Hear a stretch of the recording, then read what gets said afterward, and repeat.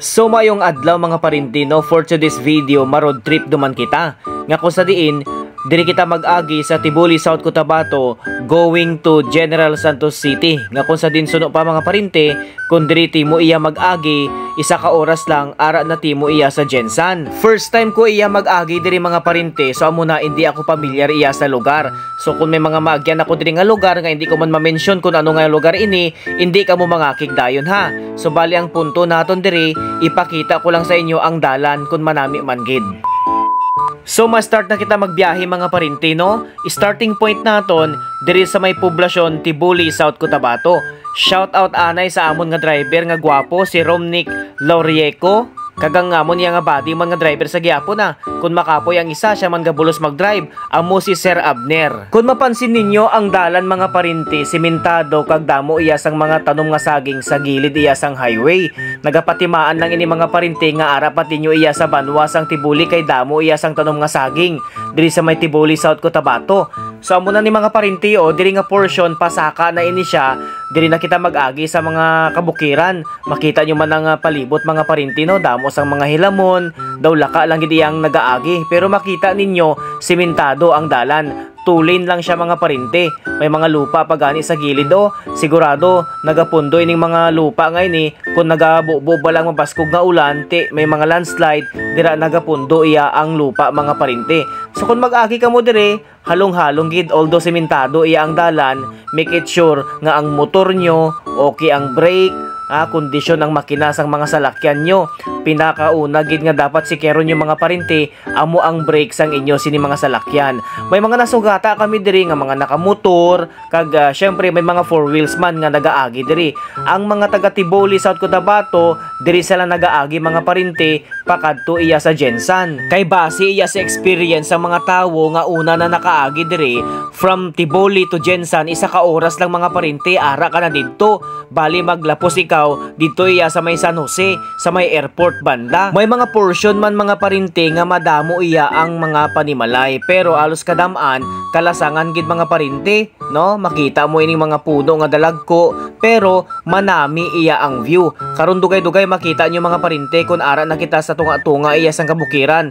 Nandira nyo gid makita ang manami iya nga view kung mag-agi tinyo diri.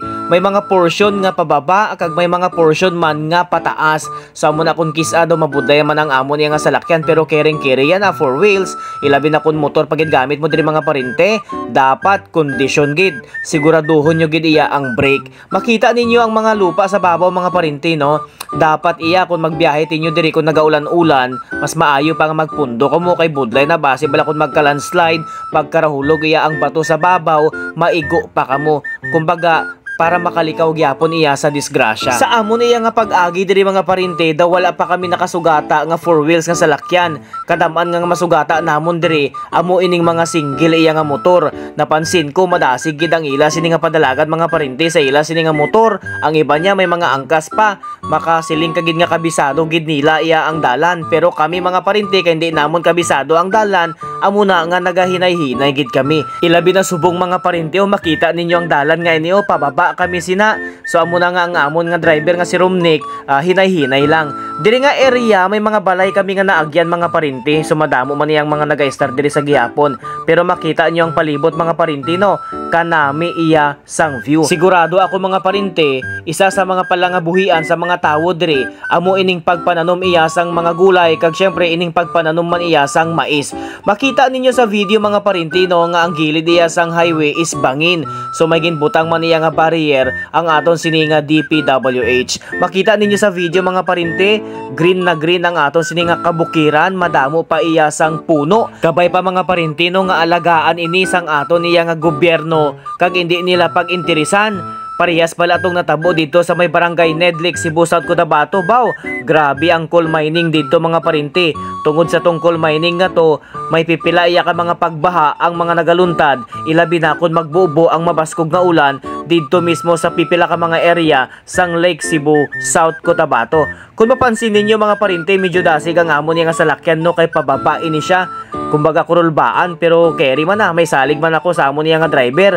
Damo abi kami mga parinti sa amo na samtang nagadalagan ni labi na kun pababa nagasinggit gid kami.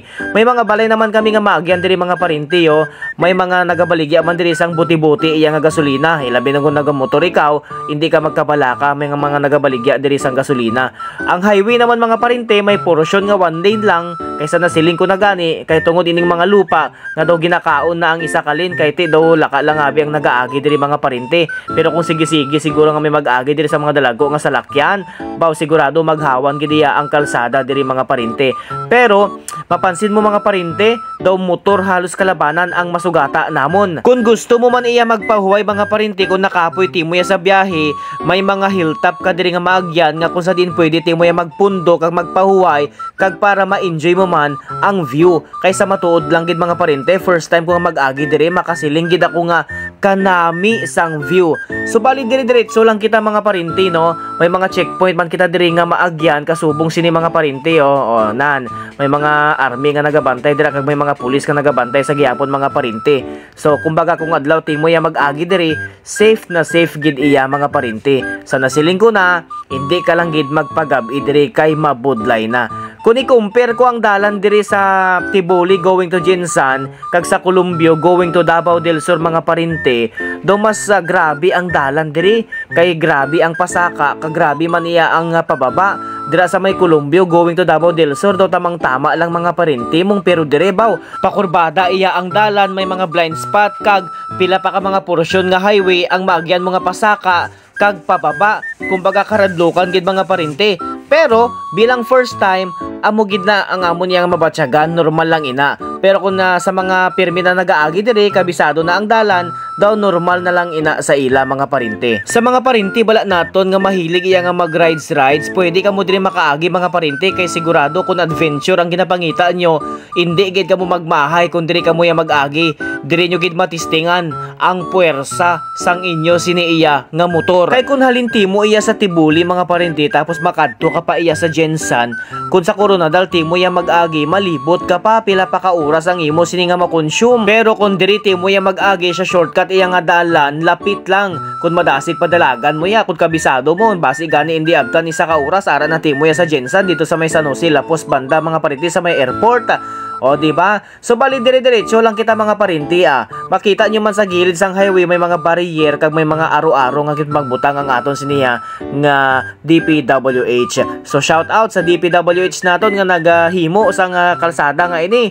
Salamat gid at least ining ginatawag bala naton nga hindi na mabudlayan ining mga pumuluyo naton diri sa kabukiran. Ilabi na kun magpababa sila sang ilas ni mga produkto bala mga parinti ilabi na ining mga utan na hindi na sila mabudlayan. Dako gyapon nga bulig ini sa ila at least di ba mga parinti dali na lang iya ang kumbaga transport sang ilas ni nga produkto pakadto iya sa ibaba. So muna sa mga parinti naton nga nagalantaw sa gihapon sa video nga ini kung nakaagi na kamo diri nga dalan aber paki-comment dira sa comment section be kag ibutang na dayon ang inyo sini nga location para mabalaan man naton kung di na nakalabot ang aton sini nga video. Shout out sa liwat sa mga parinti ko nga mga followers ko diri sa may Tiboli, South Cotabato.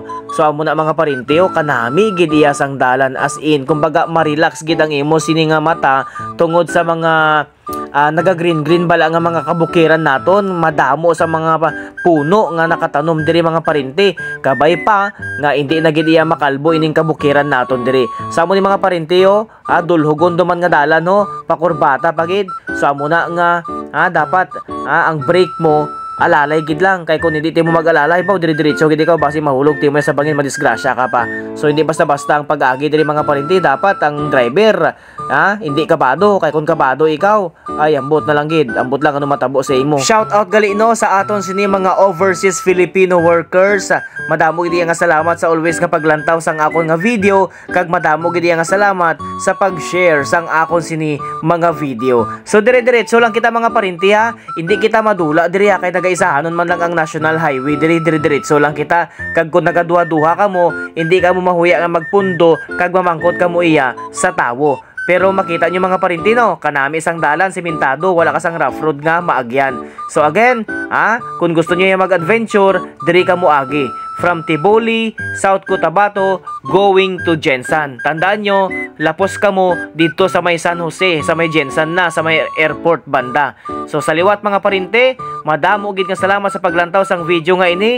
Dire-diretso lang kita. Abangan ninyo ang part 2 sang aton sini nga video, road trip naton from Tiboli, South Cotabato, going to General Santos City. Ara ang dalan mga parinte, kalasangan.